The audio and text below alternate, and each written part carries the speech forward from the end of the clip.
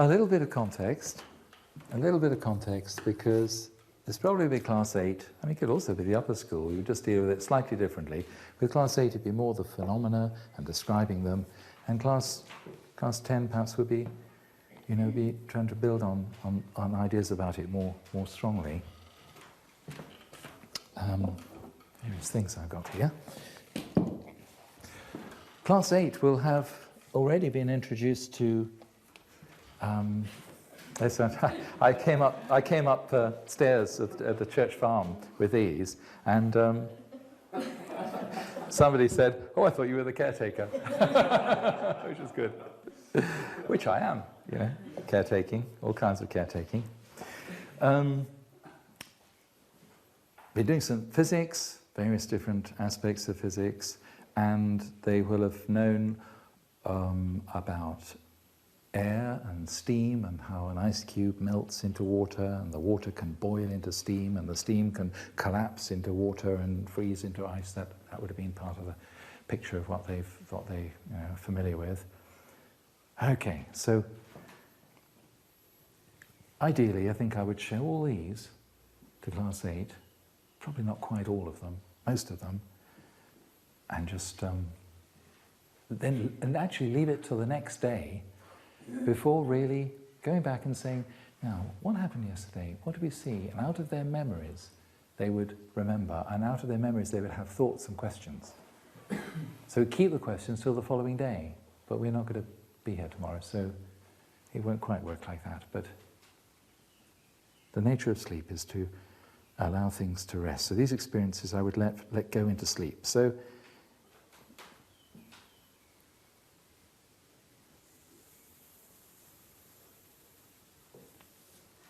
right, 2 volunteers. Ready to catch her, Karen? Ready to catch him, Seth? You're invited to pull. Well, you stand behind Karen because she might need some help. That's it. Ready? Go! All right, well, sometimes it needs that the person precipitates very, very strongly behind, and you have to be ready to catch them. Some more. There we are. Ready to catch her. Yes, go. All right. It's an amazing force that lifts things. Yeah.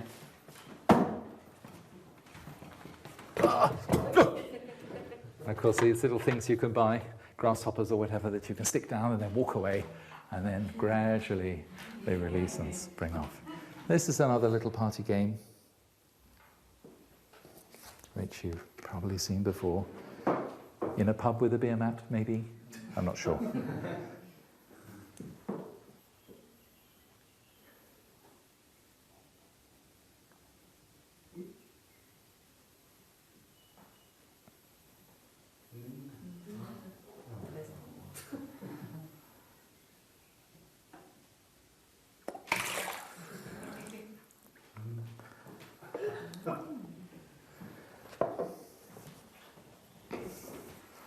I left the label on because it's biodynamic apple juice, so I left the label on. This is the hidden agenda. Joking, I'm just joking, it just happened to be.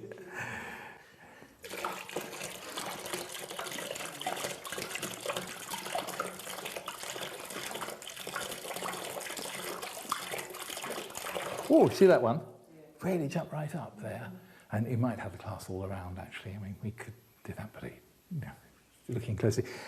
You watched water come out of a bottle before, but somehow just watching it come out is different than watching it come out, if you see what I mean. You see catch the difference between those two. Yeah. The 7-Up label is taken off this bottle.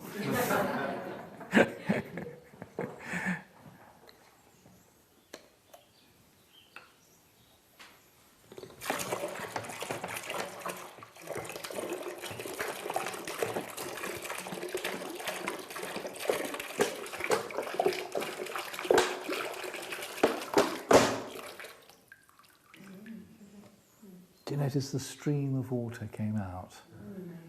And then at the end, when the bottle was squashed, then it started to go glug, glug, glug, glug, glug.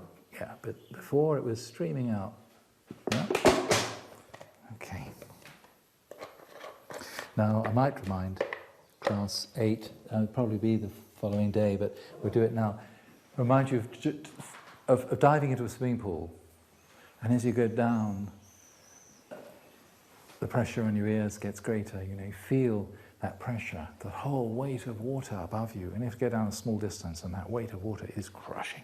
Buckets of water, you know, it's just a huge amount of water pressing on you. It's quite painful quite quickly. Do we ever dive into a tank of air? Have you ever dived into a tank of air? Well, you do when you come down a hill or an aeroplane. You dive down, but you're in the air already, so it doesn't seem like you're jumping into the air because you're in it already. You just go down deeper. And if you go down deeper, that means there's more air. Is air heavy? You know, is air heavy? It is quite heavy, actually. And if there's lots of it, it is very, very heavy. So you go down the bottom of a hill and down the aeroplane, you're going down an aeroplane, the weight of air above starts to push and push and push on you. You can feel it.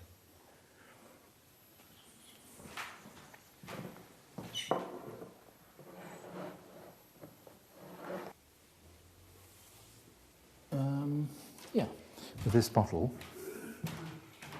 it might be the following day I do this, so I'm just doing a little bit of the following day. With this bottle, when you take the lid off the bottle full of water, when some of the water comes out, just a little bit of water out, the water level goes down. What's in there at the top there? If the water's gone out, what is there in there? What is in there, class 8? If the water goes out, what must be in there? Air. How did the air get in? Before the glug, how could the air get in there? It's a space, so what's in there? If the water goes out and there's no glug going in, it's nothing in there. It's empty. It's a no thing. A nothing. It's a no thing. No thing is in there. That's why we call it nothing. No thing is in there. Nothing in there. Just for a little while, there's nothing in there at all. And then there's a glug, and air rushes up. And the water goes out, and then there's a no thing. And then there's another glug that fills it up, and then there's a no thing. So the principle of no thing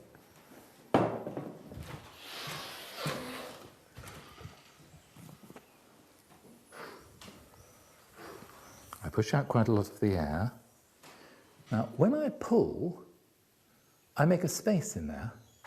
Tiny bit of space. What's in that space? No thing is in that space. There is air in there, but when I pull out, there's a little bit of no thing. And we've got all this air up there. We've got 50 miles of air. Very heavy. 50 miles of air is pushing. So when we pull, 50 miles of air is stopping us. 50 miles of air has got to wait. It's stopping us. I'll do one more experiment. I nearly forgot over here. It'd be a shame because Alison lent this desk for us, and she'd be very sorry if I didn't use it. There's a piece of paper. Actually, it's two pieces of paper because I thought it might go wrong. That's a reserve piece. And I usually carry bits of wood just right for this, and I've run out. So I scoured the school.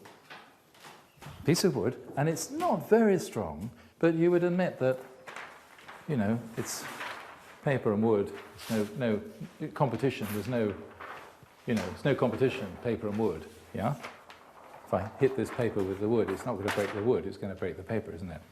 Okay.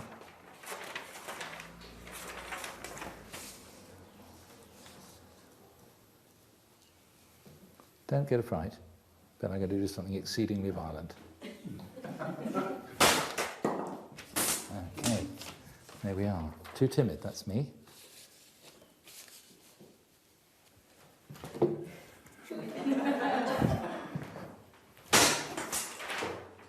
Now the paper slid, but there's only a mark on the paper. It's not broken. and the stick is broken. Yeah? So if you want to break the stick, you have to put it here, and you have to hold on here, and then you have to snap. And this you have to really hold really, really hard. Otherwise, if you don't, then it'll go boom. So something has to hold this down really, really hard. So I'll do it again.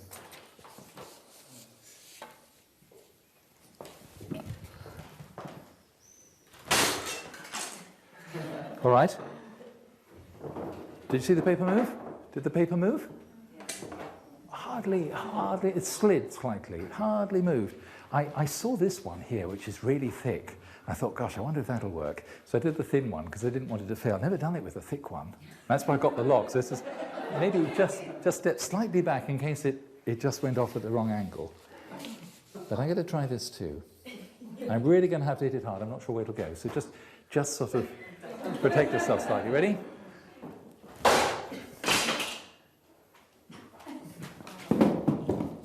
All right, didn't quite work. So I've got the second piece of paper.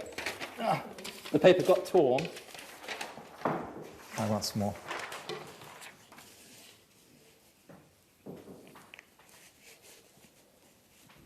Be braver, that's what it is. Wow. Now that's a piece of wood. I mean, feel that. I mean, that is amazing. I was very surprised that happened. I really am. It's a strong bit of wood, that. You know, it really is a big bit of wood. And this paper, now interestingly, look at the shape on it. Exactly the shape. It's as if somebody's come with an invisible finger and they've gone and clamped it down there.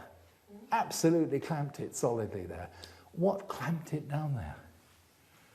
50 miles of air clamped it down there. Okay. What's the time, so we don't get carried away? All right, I'll be finished in 10 minutes. We can stop. Don't get concerned about other things.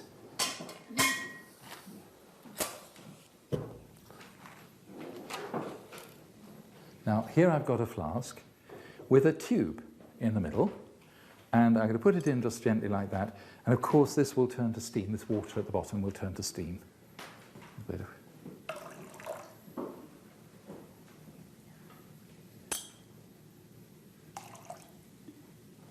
okay. Just let that boil away.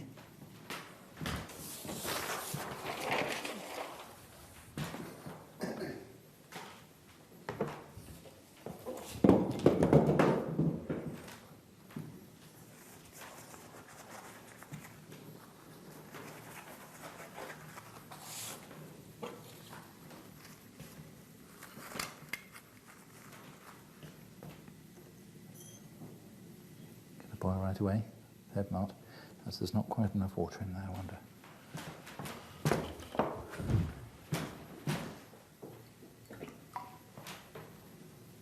Just put a little bit more water in. Don't want it to boil away. There we are. So, we're boiling the water. So class 8, what happens when you boil water? Steam. And do you remember, a little tiny bit of water, we did this last year, do you remember? Or last week, do you remember? A little tiny bit of water makes a tremendous amount of steam. Really, really, really, really powerful amount of steam. So what we're doing is we're filling this flask with steam. Okay?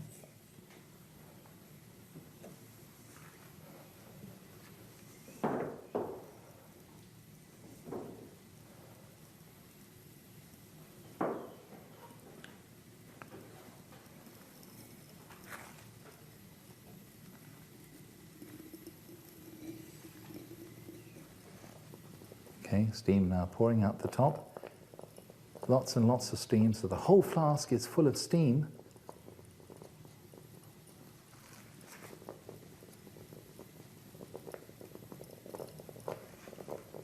And I'm going to turn it upside down, push the cork in, and turn it upside down.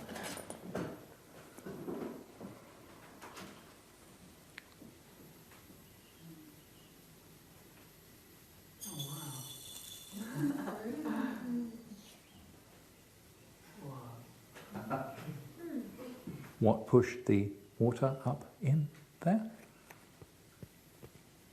50 miles of air. Because the steam condensed and there was a no-thing. There was a no-thing.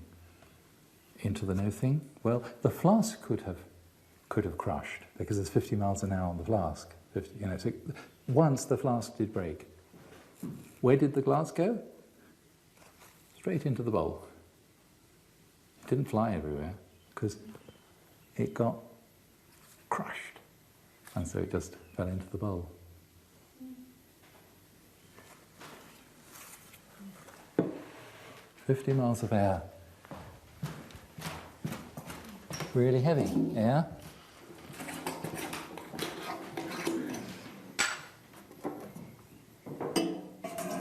Tin can. Water.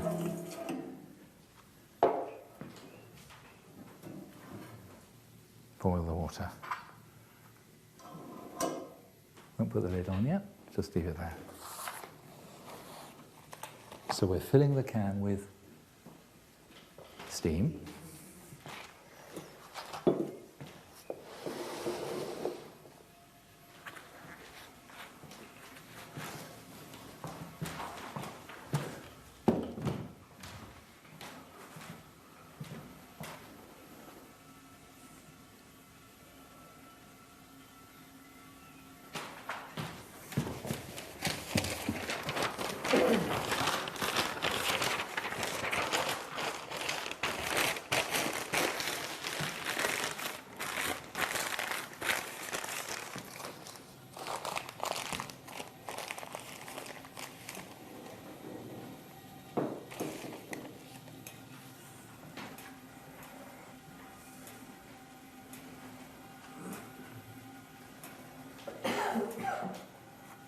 I think I can make this a bit faster.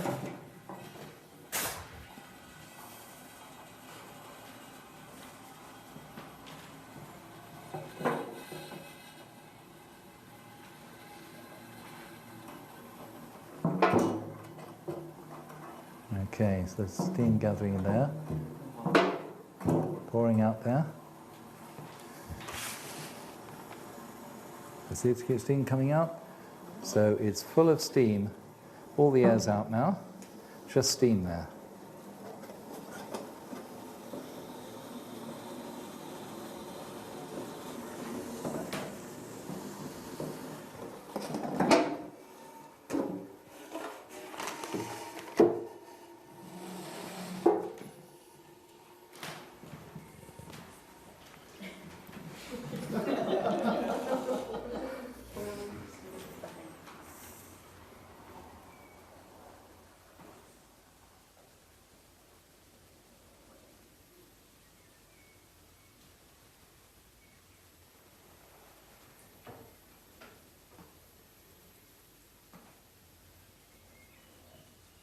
Just when class 8 start to get fidgety.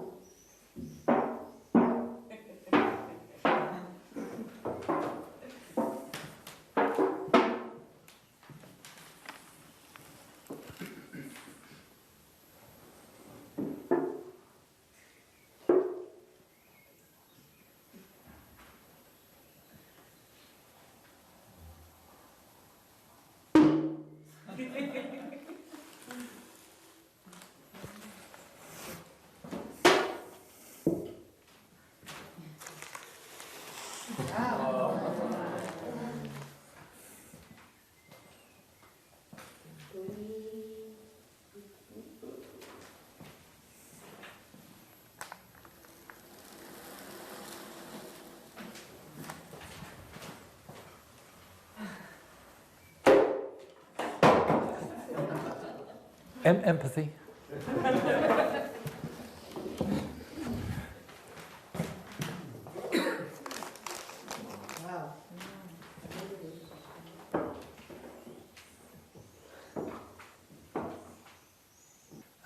why this is, in a way, class 8, although it's fun to see this at any age.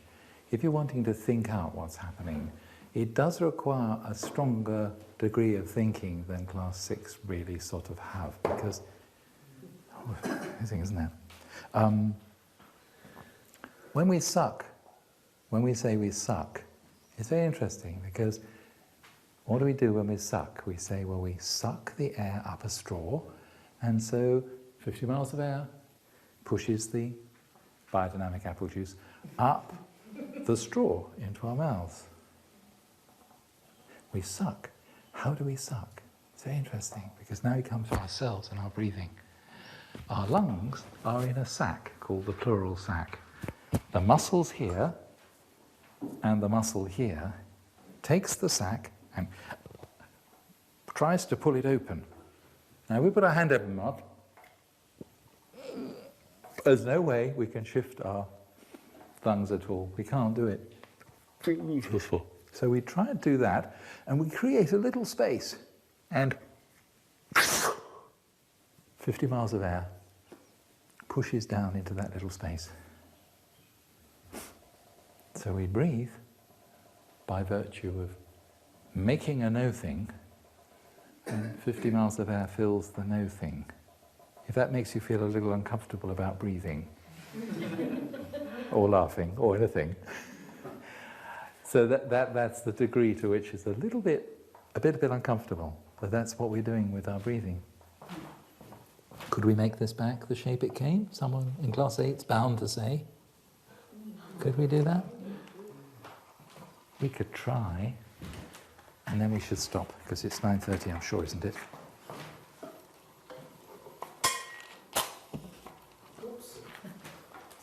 Never light a Bunsen burner with your head over it. He hears himself saying to the class. Does class 8 get to play with the Bunsen burner? Yes, they would do they should do with their food tests and things that they would do with their class teacher. Sorry? It's a very scary thought. Well, it depends how the class teacher handles it, really. Class 9, it'll come again anyway. So now there's the water, and it's got to boil. And get it boiling.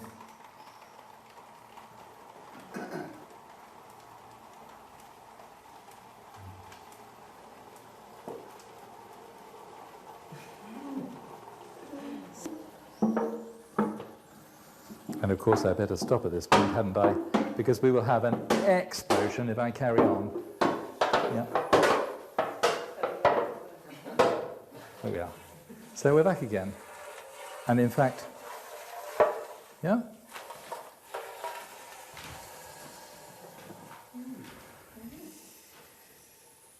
Well, we could be here all night, couldn't we?